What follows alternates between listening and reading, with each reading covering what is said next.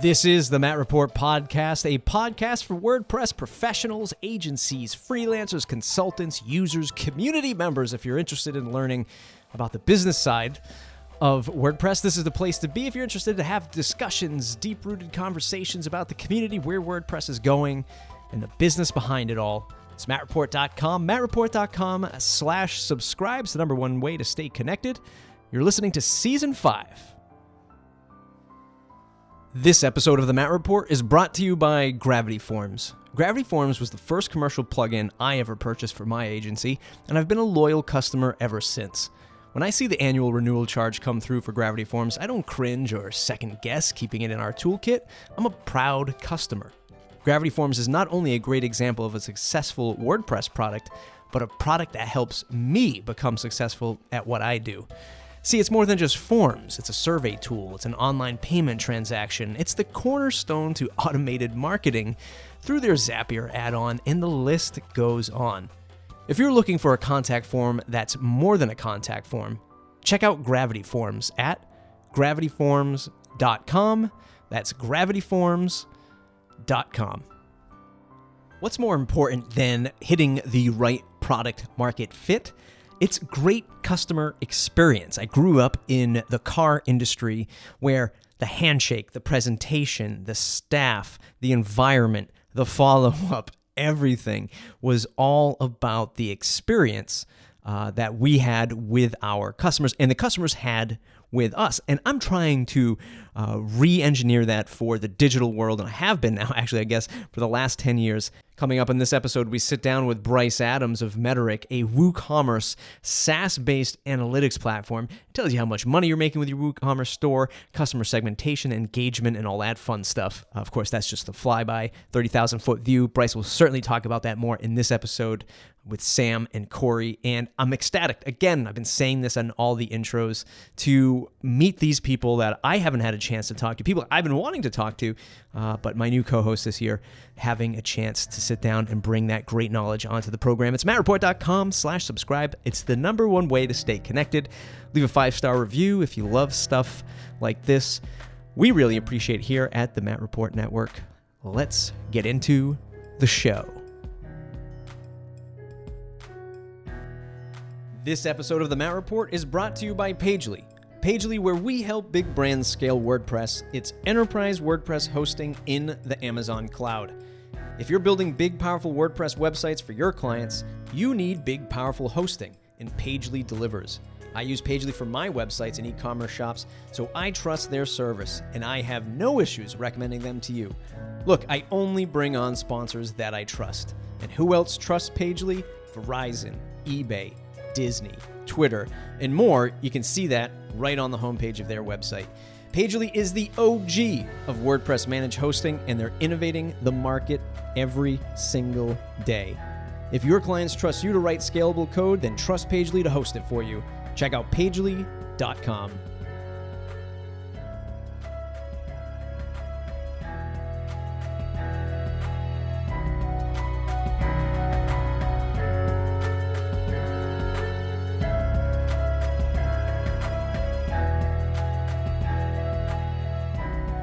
Thanks for tuning in, everybody. I'm Corry. I'm here with my co-host Sam, and today we're interviewing Bryce Adams, creator of Metorik. We're going to be picking his brain, finding out about why great customer experience is important. So in particular, Bryce, thank you for joining us. No problem.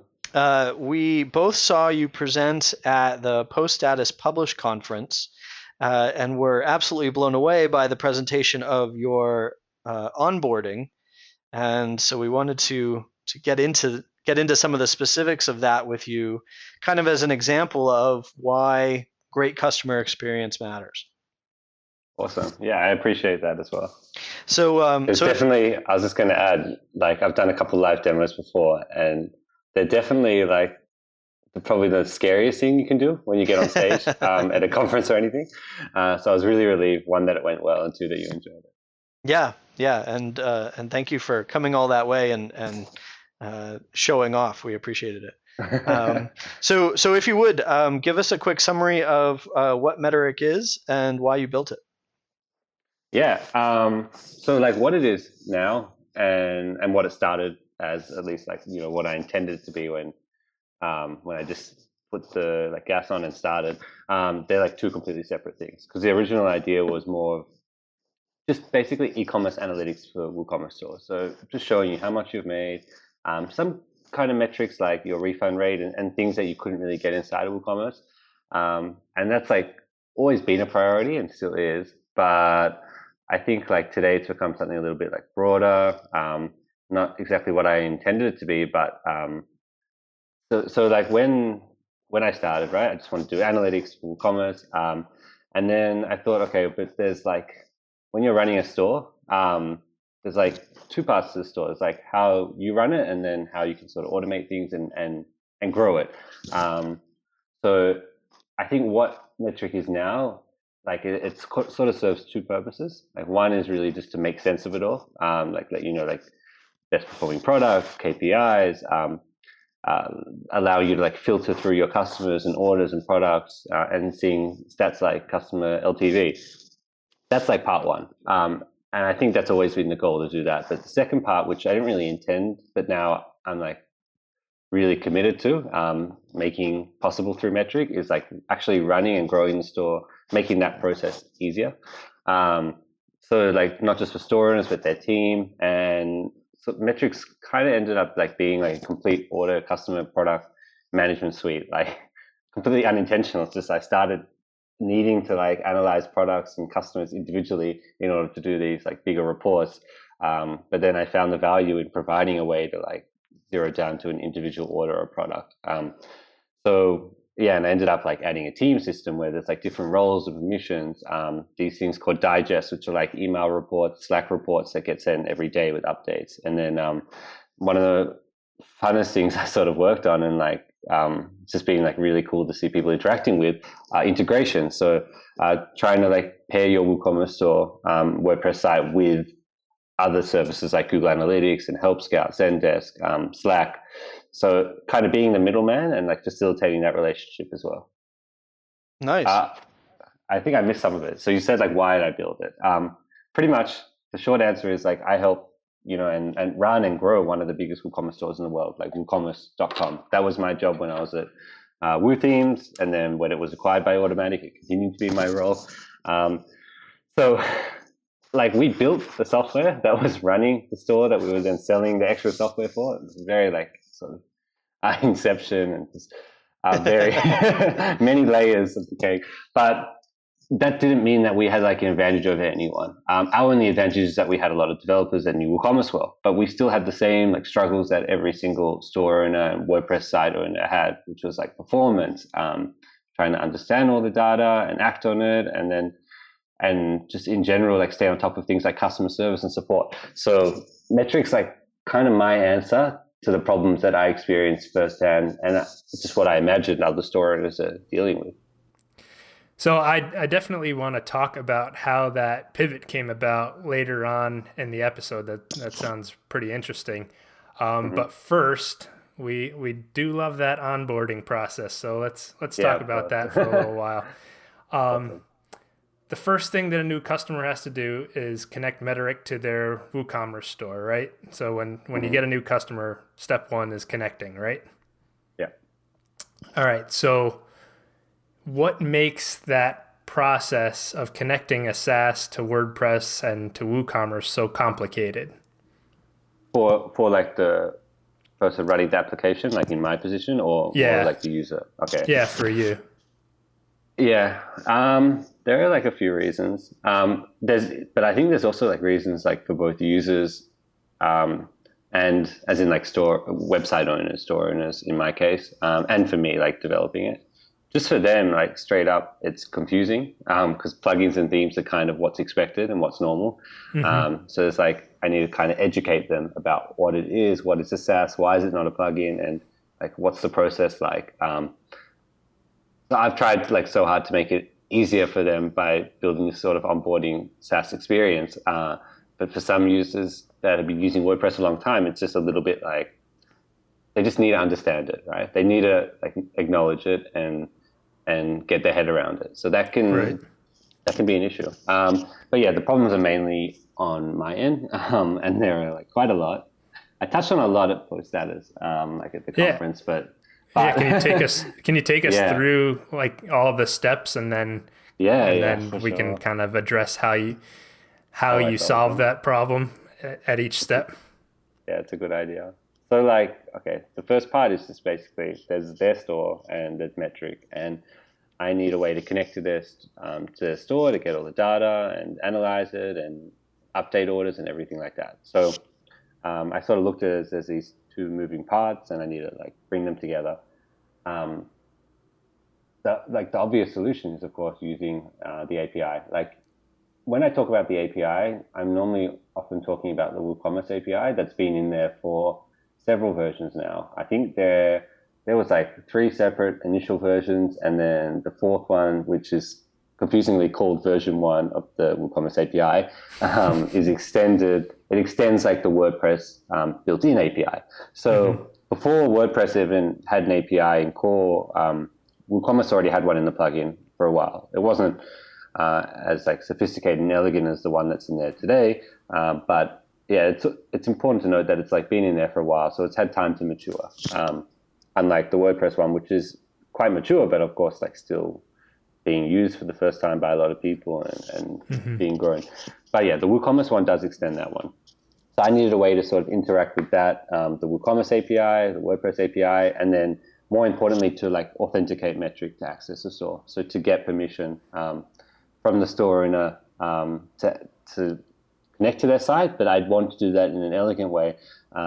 Any of the like existing integrations out there that use the WooCommerce API, I am like confident in saying that like maybe 99% higher, like every single one. I don't really know of any others besides Metorik and a few sort of experiments I've seen out there. They all use the WooCommerce API keys, which is pretty much just in the WooCommerce admin. You can create a key, it's consumer key, consumer secret, like 2 long API keys, and you can copy it over to the service, and then they can use those to connect to the store. I didn't want to do that because that's like just really poor practice. And it made sense when it was the only option, but it's not the only option. We have like more sophisticated protocols for authenticating these days.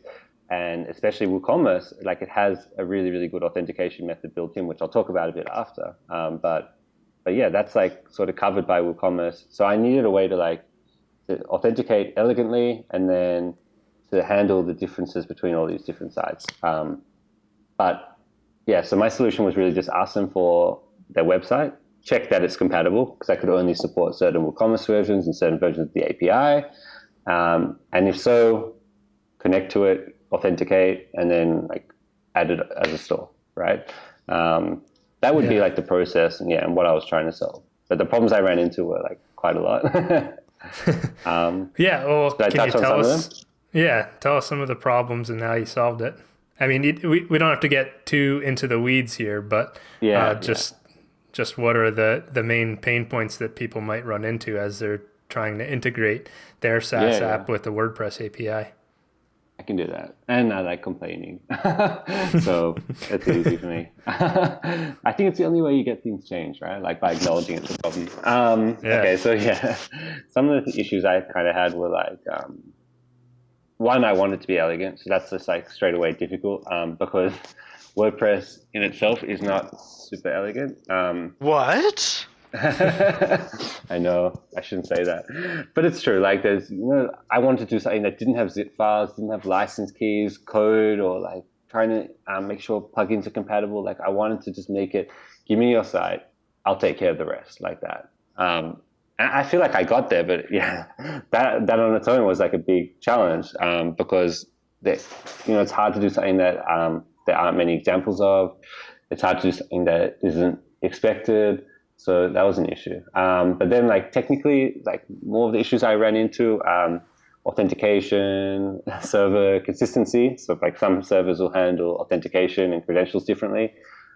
Things like SSL, where you think that every e-commerce store in the world these days has SSL like set up on their site, but they don't. So I needed to handle that differently when they didn't. Then there are a few other things like the plugins that got installed. Just the like general environment, I would say, is like how I'd group all those issues. Yeah. Because I love doing this comparison where like I built a few apps before, and like there was one I did a while ago. It was called Totals for Uber. It's like uber.totals.io. It's like a service where just for free you connect your Uber account, and then it tells you like a whole lot of stats about your Uber rides, like how many rides you've taken, how many hours you've spent waiting or sitting in Ubers, and what types of Ubers you've gotten. When I did that one, it was quite easy because I needed to authenticate them, right? But then after that, there was a single API I talked to. It was the Uber API, and it didn't change. It wasn't different based on every user. But building Metorik, and I think something similar to building any like WordPress SaaS, users are going to run into this, these issues. But every single site is effectively a different API. They have the same endpoints, but I actually not even. Like sometimes they've got different versions of an API, so they even have inconsistent endpoints. Like it's really unpredictable. So like traditional API or app development with an API, it's like you're talking to a single API or maybe a couple different APIs for different companies, different products. But with this, I'm talking to a single product, WooCommerce, but I have to consider that every single store I talk to could be different and is different. So yeah, that makes things really, really difficult because it's unpredictable, inconsistent. So taking it up a little, or a level higher, what was it that what was your original inspiration for wanting to make a better experience? Yes, there's, at a low level, there's this unbelievable amount of complexity. As you addressed, in the WordPress world, there are sort of these in the middle solutions that are not as elegant as they could be, but they're good enough, and most people seem to muddle through them. What was your inspiration for, saying I'm gonna do better? Really, just like the desire to build a good product, which is always compounded by like the experiences we've had as developers or makers before. Like having a bad experience with taxis is what led to Uber like being made, and then I think that's how all good products sort of come about. So yeah, there are definitely moments where I thought like, I'm spending a lot of time on this onboarding. Like, is it necessary? But then when you consider that it's the first point of contact that you have with your users, and it sort of sets the tone for the rest of their experience with your app, which I look at Metorik as a product that like is not something you just use and then stop using. It's something that you'll use for the lifetime of your store. So I'm talking about like 5 to 10 year relationships with stores as long as Metorik's really around. So I wanted that first time we met to be like perfect, me in the stores. But yeah, it's really just like that desire to build a better product and a better experience.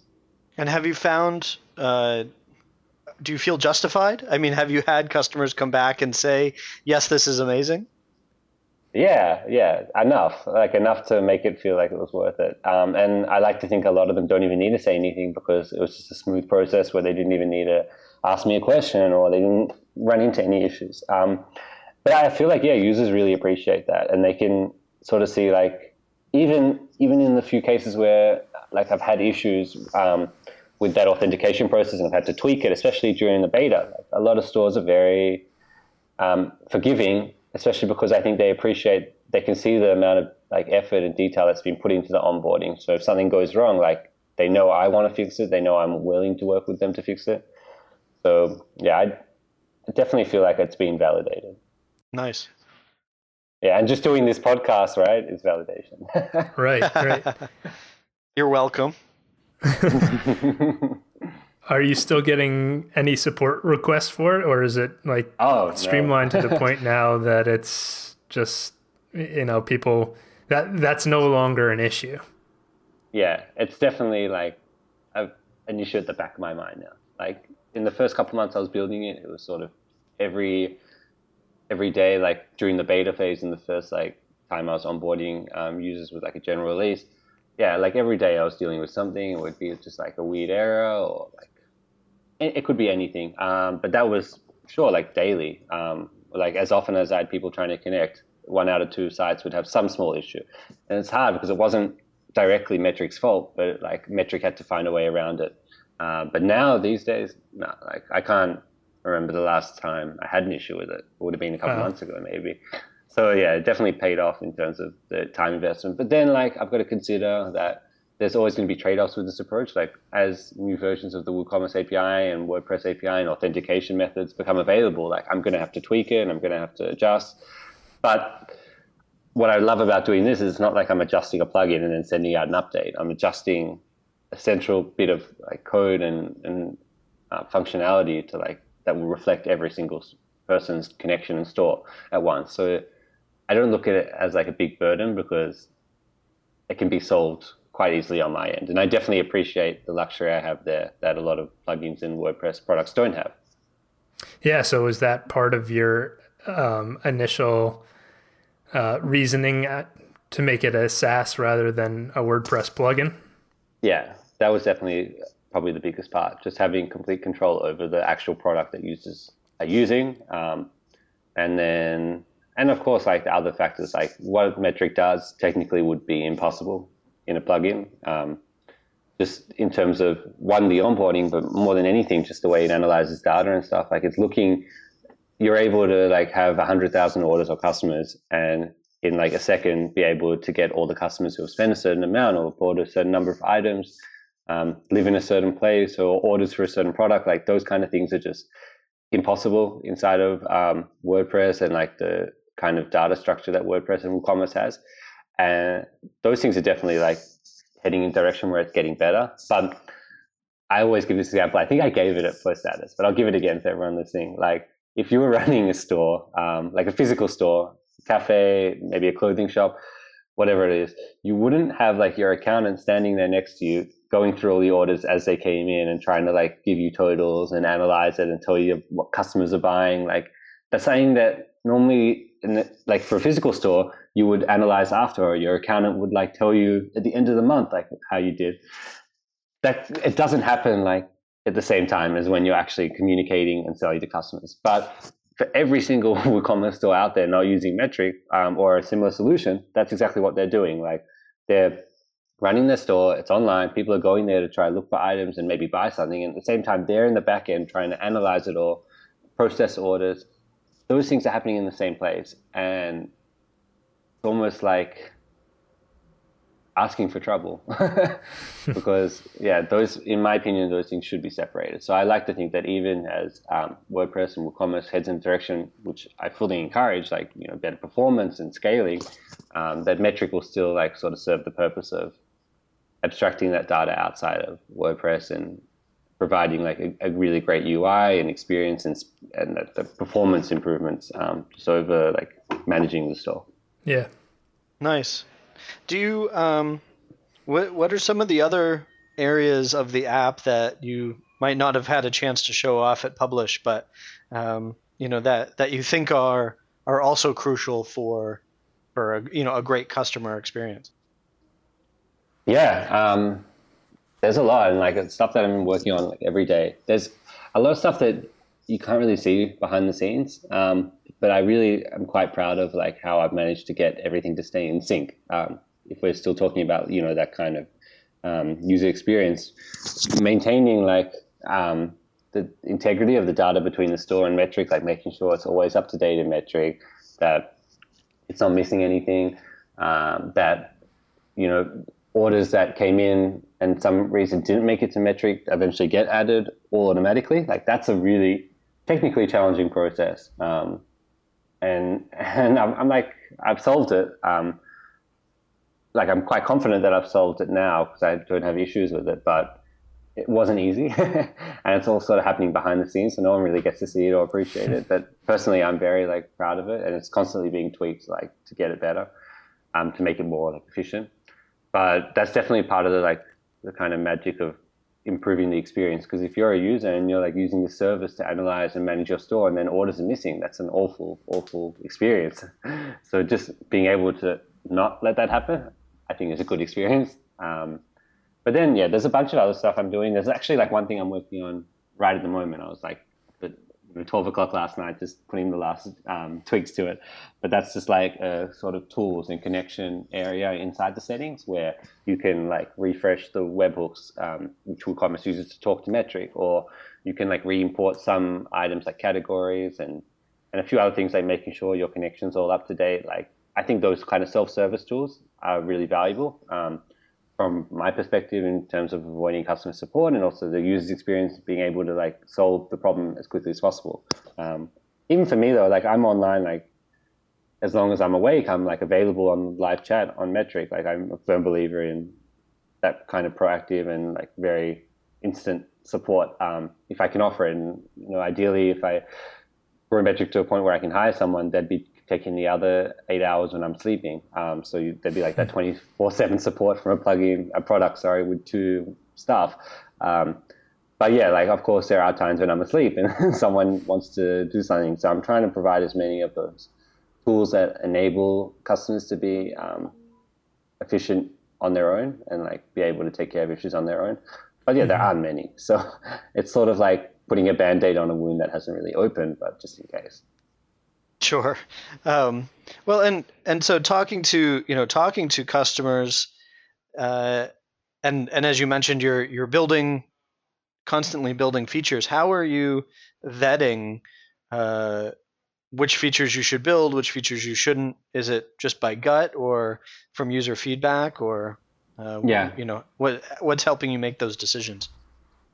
Definitely, like the most high impact features get priority. It's hard when you're just one person, and it's like one person not just doing the development of the product and engineering, but like support, marketing. Like you got to wear all those hats, and that's the same kind of struggles that any like founder of a startup or product goes through. So I don't think they're unique to Metorik, but those are issues I have to deal with. And when I do get time to do development work, which isn't what it used to be, like it isn't all day. Like now I just don't have that time because I've got to do all these other things. I really got to prioritize, and it's difficult. I think the key way is just like looking, what's going to be the most high impact feature or change I can make. The moment I've been spending a couple of weeks and probably spend a couple of weeks more is on like WooCommerce subscriptions integration. WooCommerce subscriptions has always been supported from day one because it handles things in a very expected way, like in terms of it has orders for renewals and it uses all like the same conventions as WooCommerce. So I've had users of WooCommerce subscriptions. My first even beta tester, which was Brian from Post Status, he runs WooCommerce subscriptions, but he's been using Metorik since day one. So it hasn't really been an issue in terms of like unusable for those users, but there's still a lot more I could do. So one of the bigger features, I've been working on is just like deep integration with it, which involves like actually viewing all the subscriptions in Metorik, filtering by them, exporting them, and then subscription related reports and per product subscription data, like a whole bunch of stuff like that. So for me, that's very high impact because it's going to improve the experience of like half my users overnight. Already I've been like beta testing it with a couple of users and they're like really stoked with it. So that would be probably how I do it. But then at the same time, like I can't let every other user that's not using subscriptions go without an improvement for a month. So I'm constantly just looking at little things that can improve or bugs and just trying to do that. So definitely like the most important thing is high impact features, but then there's a balance where you look at a feature and say, this could take me an hour, but it's going to have a high impact on just a couple users. Maybe I can do it. That's my approach for sure. So was the subscriptions feature, was that requested by a bunch of people, or was that something like that you just intuitively knew that people would use and would appreciate because you had so many customers that were using WooCommerce subscriptions? Combination, yeah. I mean, I knew from day one before I'd even told anyone about Metorik, and I was just developing it like in quiet. After I left Automattic, and I started on it, I knew that eventually I would need to do something special there with like subscriptions reports, because especially subscriptions are a very resource intensive thing to kind of report and analyze. So I knew that would be like a really good thing for Metorik to be able to do, but I could never really prioritize it until now. But yeah, it's definitely, I would say like, I don't know the specific numbers, but more than a few users that are running subscriptions have mentioned it, where there are just even certain things that like they don't, maybe it's not that they need like subscription reports right now, but I do some things like I've got an integration with Google Analytics where you connect your Google Analytics your Google Analytics account website, and then it'll go back historically and look at your Google Analytics data from as long as you've been tracking it, and compare it to your store data for as long as you've had it, and then tell you your conversion rate over the lifetime of the store, even though you've just set Metorik up today. Yeah, it's a really cool feature. Something I was like pretty excited about adding, because I think conversion rate tracking, at least for me, it's always been something like a second thought. And it's effort to set up and maintain, and it's never really quite accurate because you're just sending Google events after orders have happened, and it's not really up to date. So I never really bothered with it when I was running stores, because it's like a lot of effort for minimal gain that then I had to like stay on top of and keep up to date. But yeah, I was able to solve that. Really cool feature, really happy with that. But the problem is it's like comparing orders and views to get the conversion rate, which isn't really what you need to do for a subscription store, because a good percent of their orders, 70-80% of them are renewal orders, not like the new first order. So for them, some of them had like conversion rates up to like 50-60%, which obviously is not accurate. So that actually brings up an important question, I think. Like once you're developing these new features, your application just has larger and larger surface area that needs to be maintained, and especially when you're a small team, that can really be a problem. So are you taking that into account when you're building out features, or are you like, okay, this feature was requested, so I'm just going to build it and then I'll deal with whatever the support cost is when it comes? I try not to worry about it too much. I like to think that if you build the feature well, so that I have like a lot of features that are really useful for telling like what countries end up spending more money at your store. But if you're only selling to one country, like a lot of stores do, like you don't need that. So I think as long as you give a lot of thought to the feature as it's being built and consider like, do I need to show this for everyone? If not, like, should I hide it based on certain conditions? It ends up being okay. Like there are a lot of features in Metorik that Metorik users would never have seen before, just because they don't apply. Like they're not. It's just not a feature that would help them, or would do more harm than like help them. So I don't even show it to them to start with. But yeah, that's a consideration for sure. I'm definitely more in the camp of just build it and then solve it later. Because I think if I can make a user happy and make their experience better today, like I don't want to hesitate to do that. As long as there's also some care put into it, so it's not a burden for all the other users. Right. Yeah. The concern is that the other users would then try to use that feature and not understand it the way your target user. Exactly. So better just not to show them from the start. Okay. Gotcha. Nice. Well, there's obviously a ton of stuff that we could ask you about, but we're coming up on our half-hour mark. But I wanted to ask you if, it's always fun to look into the future. Are there plans for expanding beyond WooCommerce, looking at other platforms, that kind of thing? You probably knew this one was coming. I get asked it a lot, and it's a very fair question. Mainly in the WordPress space, I get asked about easy digital downloads because it's very popular in the WordPress space. And, just a lot of like influential people in the WordPress space are using it. So I get asked a lot. Easy to downloads, actually, now that we brought it up, was like, I worked on that even before I even knew about WooCommerce. Like I remember when Pippin was first developing it and sort of like posting on Twitter, I'm starting this new like digital downloads kind of e-commerce product. Does anyone want to like build themes or plugins for it or help or anything? And I built, even then I was a really bad developer. I still got a long way to go, but even then I was really, really awful. And I remember I built like a plugin for it and something like that. So that one's definitely close to home, but honestly, it's not a priority, just because like I've got to build this one product really well before I start to build other products that aren't amazing. And like it's always been like deeply integrated with WooCommerce from day one, like just the way that WooCommerce, the conventions it uses to handle orders and products and stuff, like it's been a consideration for Metorik. So maybe I do think like the tools that Metorik provides, like it offers a lot of advantages to stores on all different platforms, Shopify, easy to download, everything. So I guess just a matter of considering like when that's going to be a priority, when I'll have the capacity for it, how do I do it elegantly so it's not like a burden on any other users and like a burden on me for development. And then of course like the question, do I just make it into a separate product, like almost like clone Metorik, tweak it, and release it under maybe even a different name, but focusing on a different product. Like that's definitely something I've thought about. Seeing the hard work in terms of actually like doing the reports and management is done. But yeah, it's on the table. It's just not there's like a lot more work to happen, a lot more stuff to come before like I feel like I can do that, if that makes sense. Gotcha. Yeah. So before we go, is there anything that you'd like to see changed in WordPress to more easily allow SaaS platforms to connect to it, or WooCommerce? Yeah, definitely. Well, WooCommerce is in a really good place because that authentication process is just like Claudio, who was the developer that like sort of worked on that and made the OAuth like screen interface that Metorik sends users to give Metorik permission for their WooCommerce store.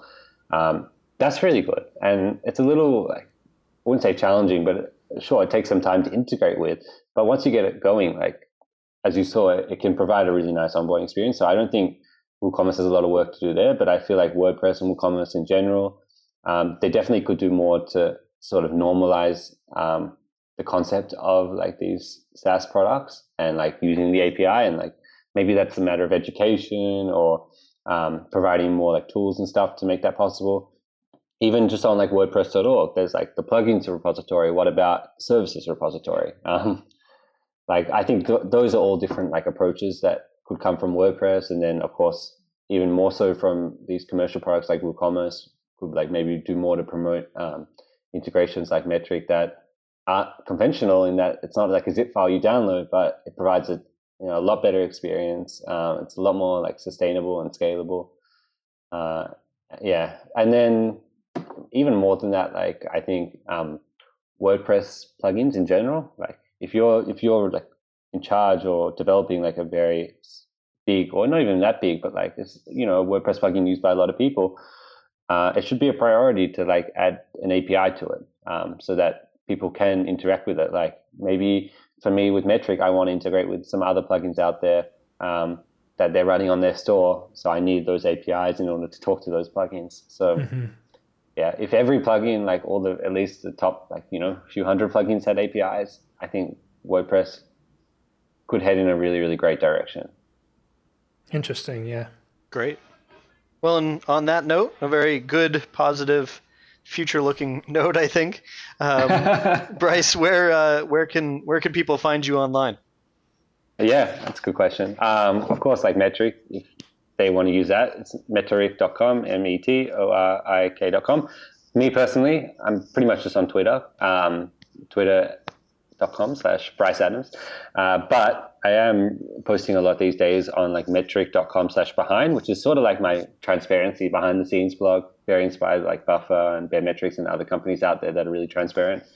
So I'm posting a lot there, just on the kind of like struggles that you go through building a product, building a startup, especially in the WordPress WooCommerce space, and like sharing more numbers there about customers and revenue. So awesome. Definitely keep an eye on both. Great. Well, thanks so much for taking the time to meet with us today. We really appreciate all your insights. My pleasure. Thanks for having me. That was another episode of The Matt Report. I hope you learned something. I hope you got something out of it. It means a lot when somebody actually learns something from the conversations that I have here, either personal gains or business gains, whatever it might be, just learning your way in the crazy world of WordPress. That's why I do it. I couldn't do it without my audience. I couldn't do it without my sponsors as well. So please go ahead and thank the sponsors. Use the services that I've mentioned in these episodes. I really vet them and make sure that they're only putting out good products with great support, and they really care about the WordPress community. That's why I've chosen them. So it means a lot if you go ahead on Twitter and tell them that you heard them on the Matt Report podcast. As always, mattreport.com/subscribe to join the mailing list. It's the #1 way to stay connected. I send private videos there to my newsletter. It's really becoming much more than just a boring old newsletter, so I hope I can see you over there. And the best thing that you can do for the show is head on over to iTunes, search for WordPress Podcast, leave me a 5-star review if you enjoy the episode. I'd really appreciate it. We'll see you in the next episode.